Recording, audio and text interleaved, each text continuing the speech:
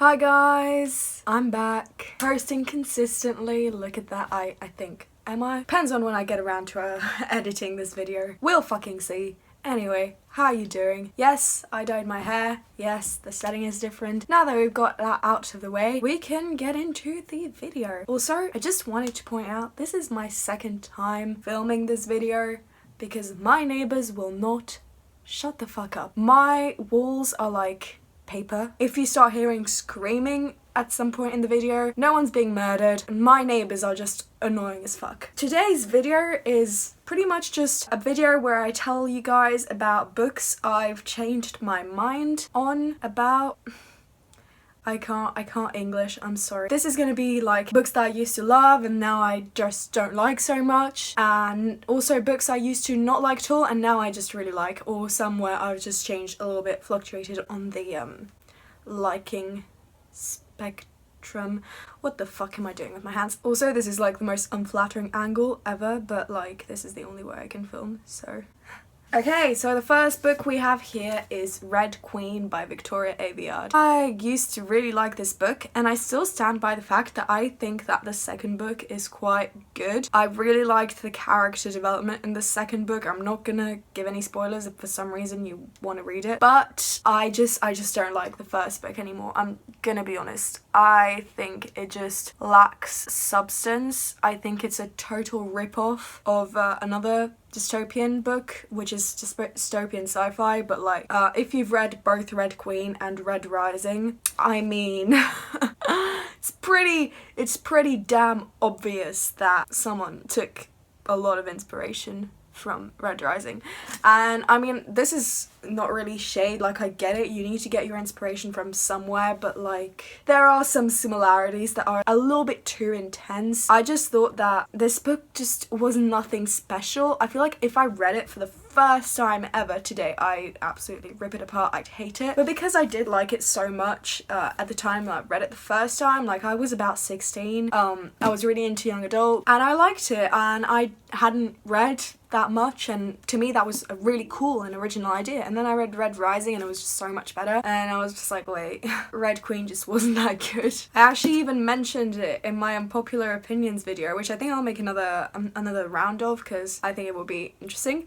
But yeah, I mentioned it in my unpopular opinions video. I said, oh yeah, this is a book that everyone hates that I actually really like. Well, now I get it why a lot of people don't like it. Anyway, oh my god, I almost killed my cat. The next one just really, it hurts. It hurts, okay? It really does. And that is Throne of Glass by Sarah J Maas. It's very painful, I'm not gonna lie. I read this book when I first started reading young adult. I think I read it when I was about 15. I'm now 19. Rereading this book, I read it a couple months ago when I was still 18. Fun fact, it was my birthday. Nobody cares. Yeah, so I read it again and I just realised that I just didn't enjoy it as much. Actually, no, that's not the word. I enjoyed it just as much because it brings back a lot of memories from when I first read it. But I noticed that it wasn't as good as I originally thought it was. And I feel like if I read it for the first time today, I just think it was your average run-of-the-mill young adult book. But at the time, I loved it so much. And you know what? I still love it, but I know it's not that good. Does that make sense? I feel like it doesn't really. To me, it's nostalgia. I read it when I was 15. I was just getting back into reading, and I don't see the harm in enjoying a book that isn't necessarily that good for the sake of nostalgia. I know I shit talk a lot of books on my channel, which like if you enjoy them, that's totally fine. A lot, and I mean a lot of people have shit talked Throne of Glass, and you know what? I kind of agree with them, but I still love it. And yeah, I don't know what the fuck the point of me putting this book in the video was. Anyway, now the last one that I used to love and now I just don't like that much anymore, in fact I hate it now, is Heartless by Marissa Meyer. Now the cover is still very nice. I still really like the cover and I like the ending. I thought the ending was really good, and at the time when I read it, I rated it solely based on the ending of the book, and literally the ending made me forget about all the shit that I just didn't agree with at all throughout the rest of the book. And then I was rereading it and I was just like, this is so shit. And honestly, like, re-rated it now, because let me know, by the way, like, when you reread a book, do you like put it into Goodreads again? Because I did not used to do that, and I think I'm gonna start doing that because it's gonna boost my reading challenge. But yeah, so when I reread it, and if I had re-rated it, I would have probably given it a 2 stars, and the 1 star would have been given for the ending of this book. I thought the character was idiotic. She was dumb. I think you can actually just so embarrassing, you know. I am just very embarrassed by all my videos that I've done at the beginning of my channel. Mostly, well, actually I'm embarrassed by all of them, but I'm particularly embarrassed by the first few that I've uploaded. And in my January of whatever the fuck year it was, I read this and I was just like, holy shit, this is so good. And like, for me, the ending just made up for everything, and it just doesn't.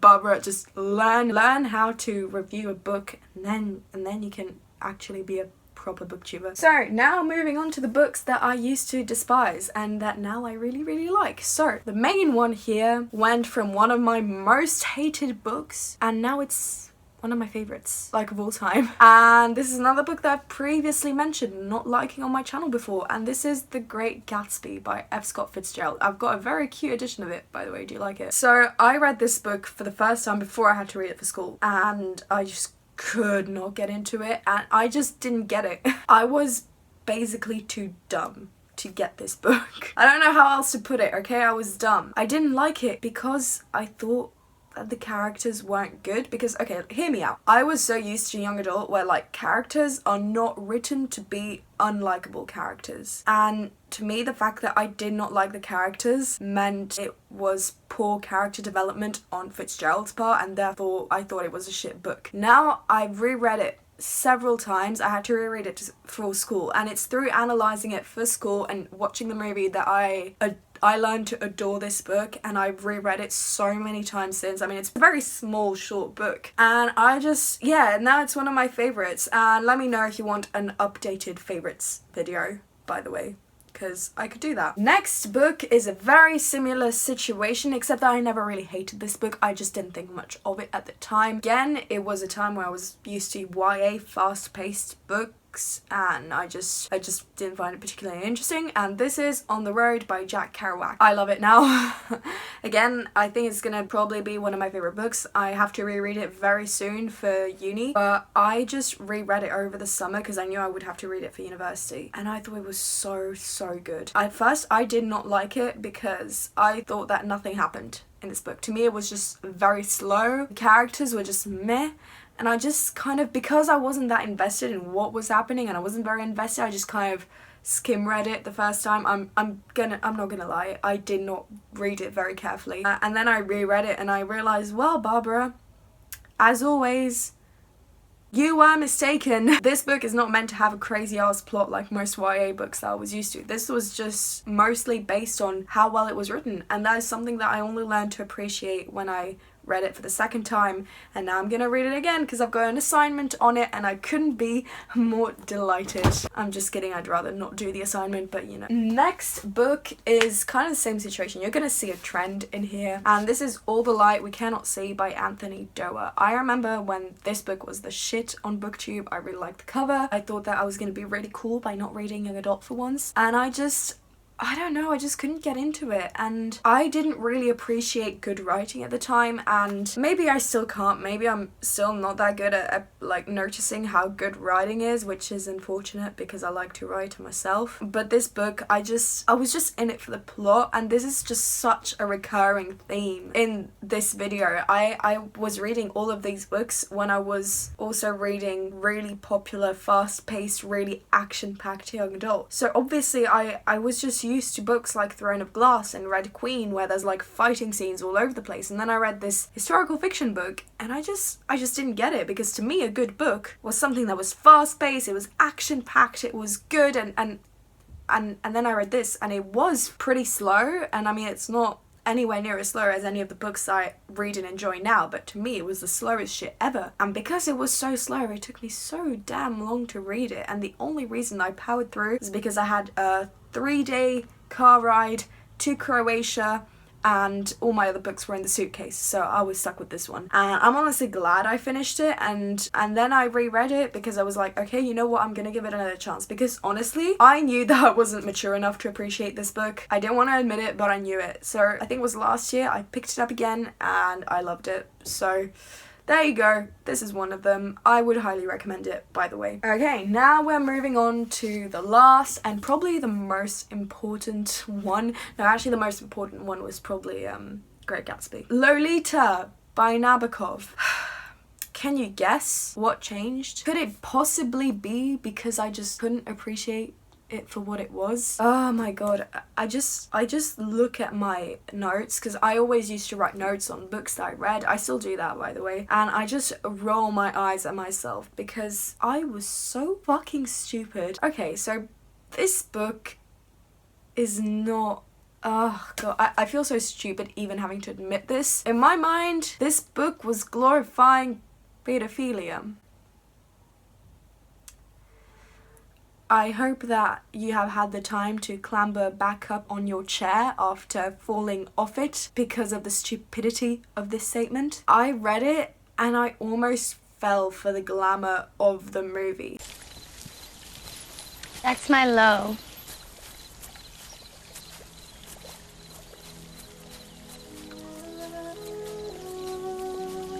And these are my lilies. I love lilies. Lily's a nice name, don't you think?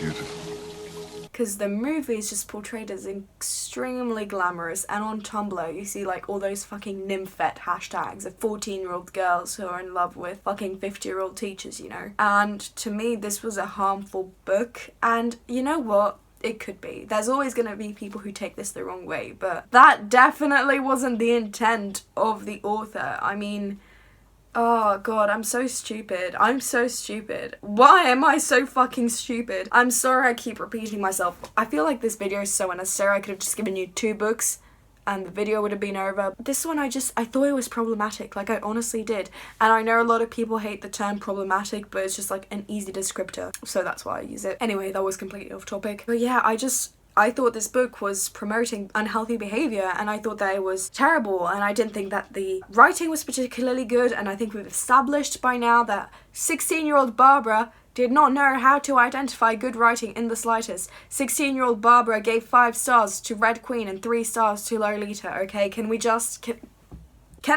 So yeah, I thought the writing wasn't that good, I thought that it was promoting unhealthy behaviour, and I thought that the plot was just boring and repetitive. And then I reread it and I realised I couldn't have been more wrong. I hate my 15, 16-year-old self. And I know that 19 isn't that big of a difference, but holy shit, my reading tastes have changed so much. Good god. Anyway, so yeah, thank you for watching. That was it for the books, well, at least part 1. There might be a part 2 in the future. Let me know if you want a part 2. This was it for the moment on books that either I used to love and now I just don't like that much anymore, or just books I've generally changed my mind. Let me know in the comments if you've read any of these books, what you thought of them. Let me know also if there are any books that you changed your mind on that you used to love and now you hate, or vice versa. I'm actually genuinely interested. I feel like my audience is very diverse when it comes to reading tastes, which I really like, so I think it will be really interesting to read through that. Thank you so much for watching, and you can subscribe over here. Is it here? I think it might be there. Honestly, I don't know. You can also watch my previous videos, and look at this! You can follow me on Instagram and Twitter. The username's just, it's right here, so like, why would you not? Okay, so that was it for today. Thank you so much for watching, and I will see you guys soon. Bye!